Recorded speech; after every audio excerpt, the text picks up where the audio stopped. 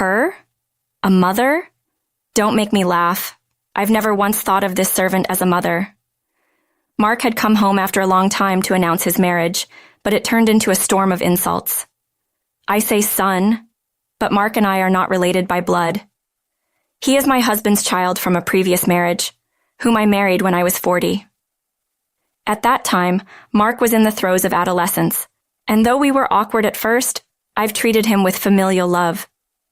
Yet the Mark of today seems like a completely different person.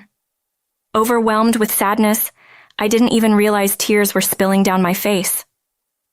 A servant should just do housework. I have no use for a fake old hag trying to act like a mother. Don't even show up at the dinner party. Amidst my despair, those harsh words felt like a breaking point. I decided to prepare a big surprise for the dinner party day, keeping it a secret from Mark and William. My name is Lisa. I've always been recognized as a work-first person, and before I knew it, I had devoted 17 years to my career, reaching 39. One day, deciding to enjoy some shopping on my day off, I ended up at the food floor intending to buy my favorite bread after a long day of clothes shopping. The sign read, "Freshly baked at 4 p.m., first 30 pairs only." Heading towards the bakery I had my eye on, I saw a long line already formed even though it was just 3 p.m. Is it already that busy? I rushed to the end of the line, surprised and alone, unnoticed by the people around me. Just as I reached the end, another family arrived right before the staff announced the cutoff. That was close, I thought, breathing a sigh of relief. I barely noticed the family behind me laughing about how close they were to missing out. I wasn't eavesdropping, but with no one to talk to, their conversation naturally caught my attention. The excitement in a child's voice about the soft, delicious bread was countered by a father's wish for a sandwich made by Mom. The mother warmly agreed with both, discussing how to enjoy the bread. As I listened to the family chat about bread, time simply flew by. Before I knew it, the bread was ready, and the line started moving. As we moved forward, the family's excitement grew, with endless requests from the child and father, and the mother laughing, saying one loaf wouldn't be enough. Initially excited about how I'd enjoy my bread, the sight of a family enjoying together made me feel suddenly alone. Contrary to my feelings, the line moved quickly, and before I knew it, I was mechanically buying the bread.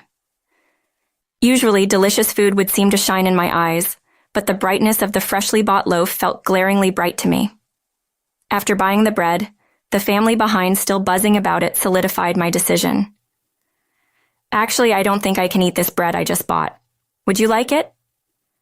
Surprised by my offer, since I had been ahead of them in line, the child eagerly asked the mother if they could accept it, and so I handed over the bread and left the store. Returning home, I spread out the clothes I had bought, but my mind kept going back to that exchange, leaving me with a lingering sense of unease. What would a partner think of me dressed up so stylishly? What meals would I prepare if I had a child? Where would we go if we went on a family trip? Thoughts I had never entertained before raced through my mind. Suddenly, I remembered a flyer in the morning's mail prominently featuring the phrase, "Meet your future now," and pulled one from the pile at the entrance. Are you stepping into the second road of encounters? If you're a single man or woman over 35, you're invited to a party to find a marriage partner. I thought to myself, why not take this as my last challenge in my 30s?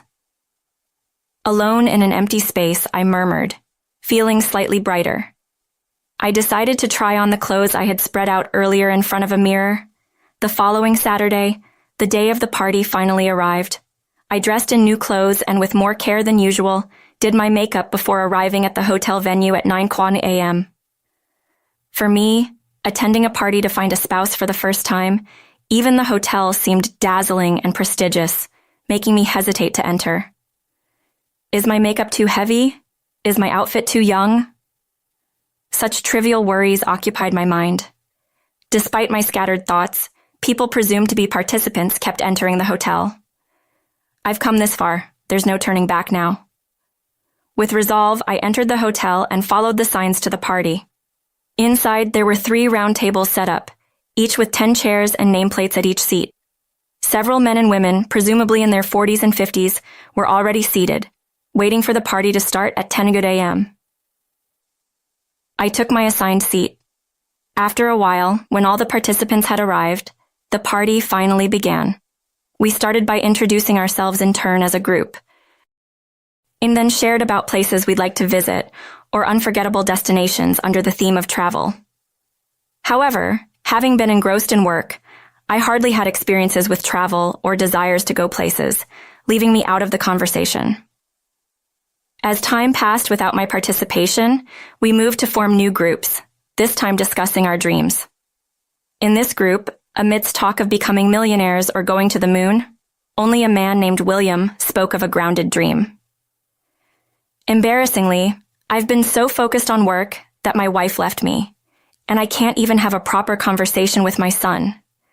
My dream is to have a happy family meal together. The group fell silent for a moment at William's words, but quickly resumed discussing extravagant dreams, as if they hadn't heard him. Clearly ignored, William looked dejected, regretting speaking up. Watching William, I suddenly remembered the family I met at the bakery and felt that perhaps with him, I could build a peaceful home. As the second round of group discussions ended and free talk time began, I approached William. "Thank you for sharing earlier. May I talk with you again?"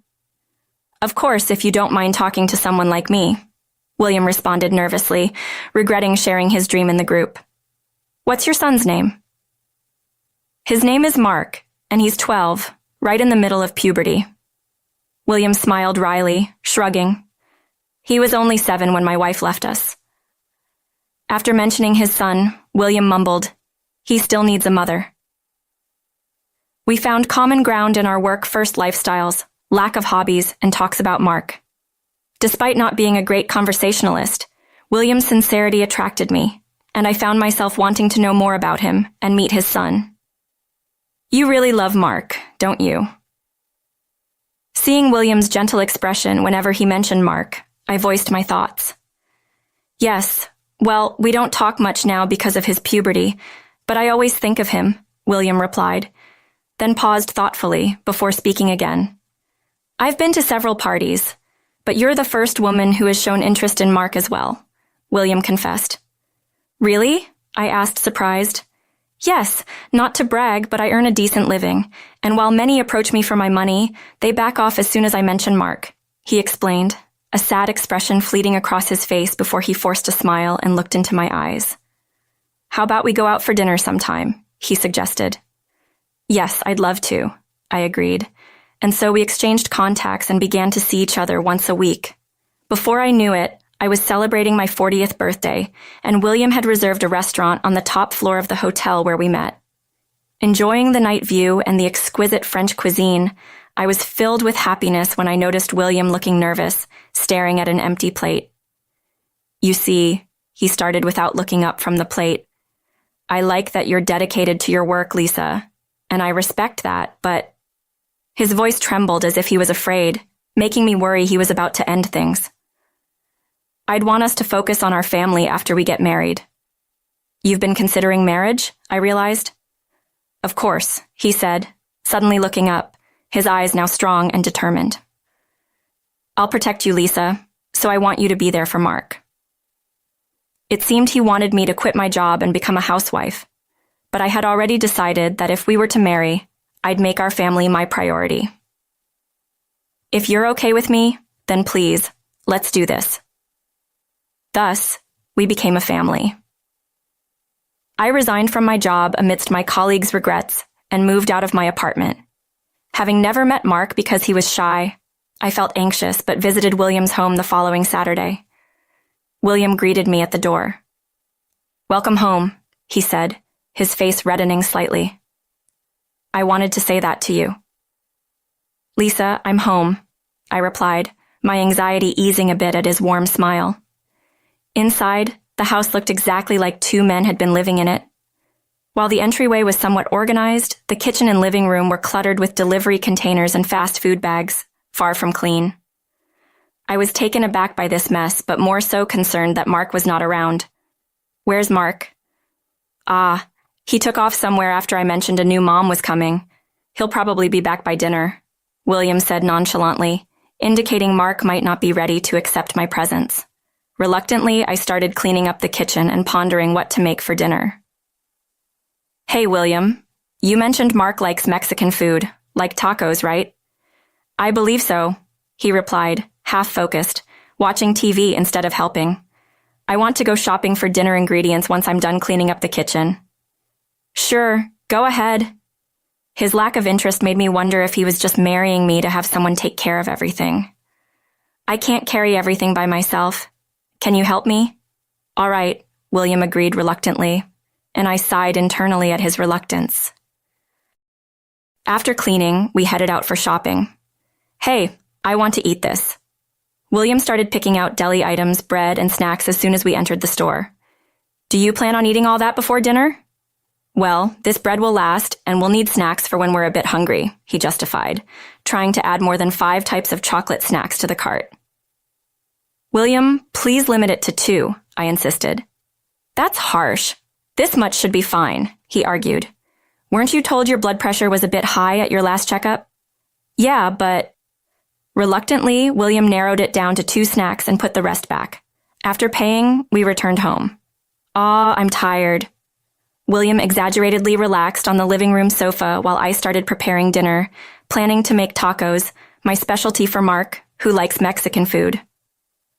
"That smells delicious," William commented, drawn to the kitchen by the smell of tacos. "Want to taste a bit?" "Yes, please," he brightened up. I served him freshly made tacos on a plate. "Wow, this is good. Are we going to have such delicious meals every day?" Seeing William's joy made me happy too.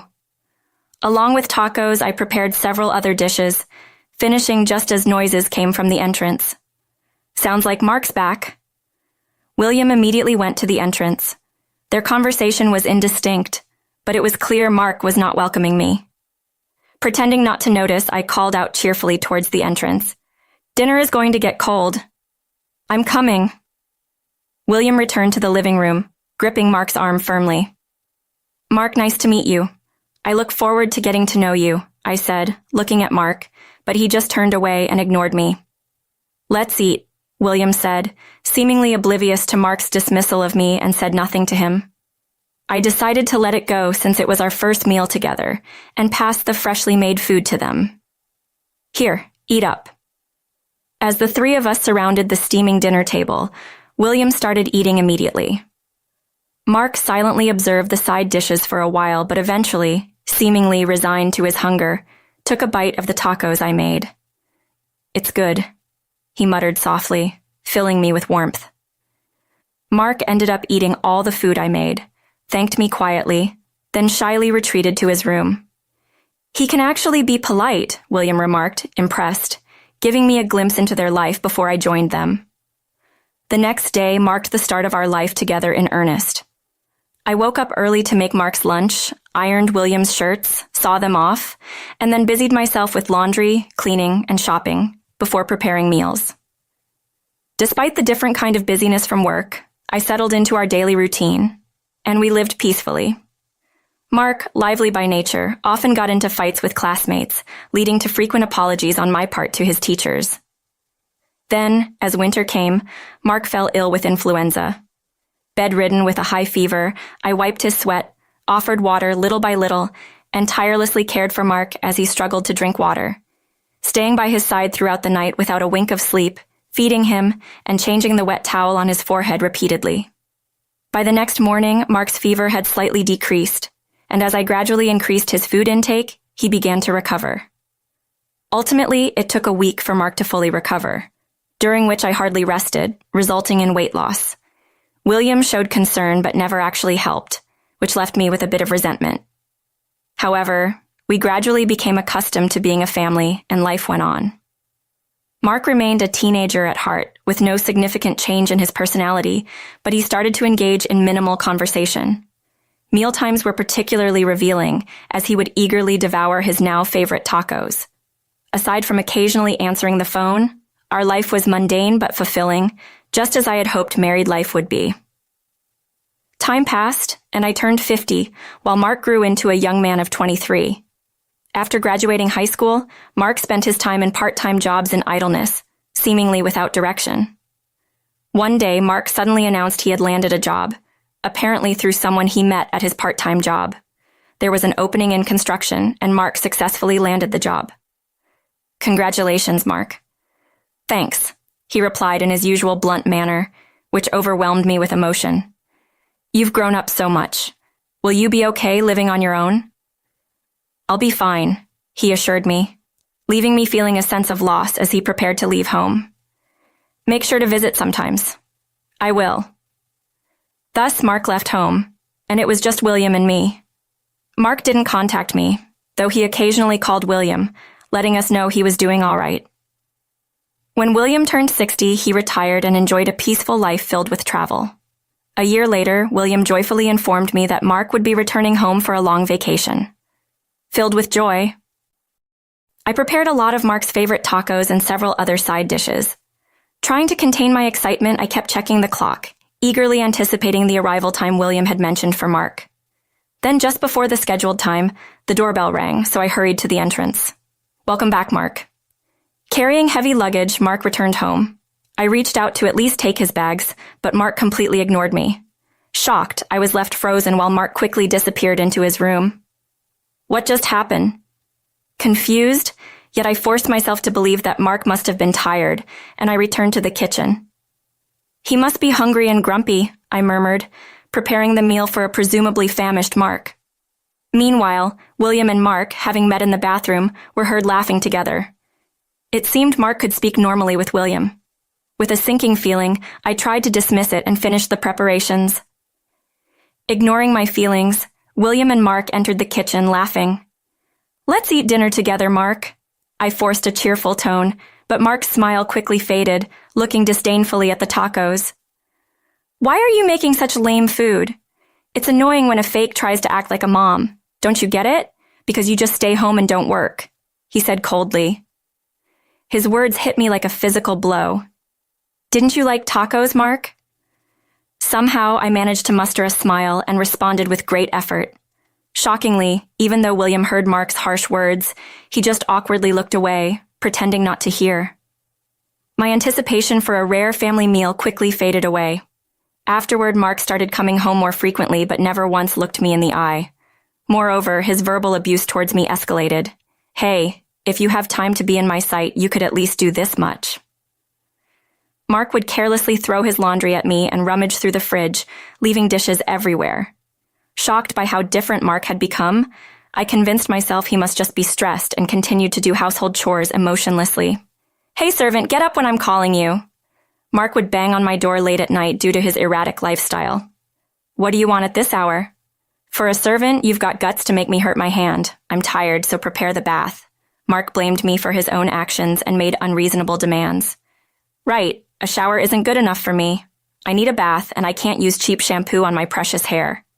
Taking advantage of my silence, Mark went on a rant. "Just be a good servant and quietly do as I say." Mark, having spat out those words, seemed to storm back to his room with heavy footsteps.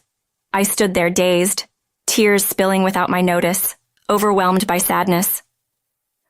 What on earth has happened to Mark? Despite not wanting to, as a housewife thoroughly ingrained in my role, I found myself mechanically following Mark's orders, which only added to my frustration. Then one day, upon his return home, Mark called out to William with evident joy. "Dad, I'm back. Actually, I have something I want to tell you." "What's up? You seem unusually happy." They entered the living room where I was, continuing their conversation. "Yeah, I'm feeling great. I'm getting married." "Really? That's wonderful news." Despite everything, I was moved to tears by the news of Mark's marriage. "Then we'll have to visit your mom and her family to introduce ourselves." William looked uneasy, perhaps already thinking about the wedding, but his expression was bright. "Huh, Mom?" Mark coldly retorted as usual. "Her? A mother? Don't make me laugh. I've never once thought of this servant as a mother." That was the most hurtful thing he had ever said to me. Mark screamed like a devil, delivering the final blow. "A servant should just do household chores. I don't need a fake trying to act like a mother. Don't even come to the meal." Mark spat out these words while I stood there speechless from the shock. Hoping for some support from William, I turned to him only to find him drinking alone as if he hadn't heard anything. Unbelievable. Seeing this, I reached my breaking point and decided to call someone.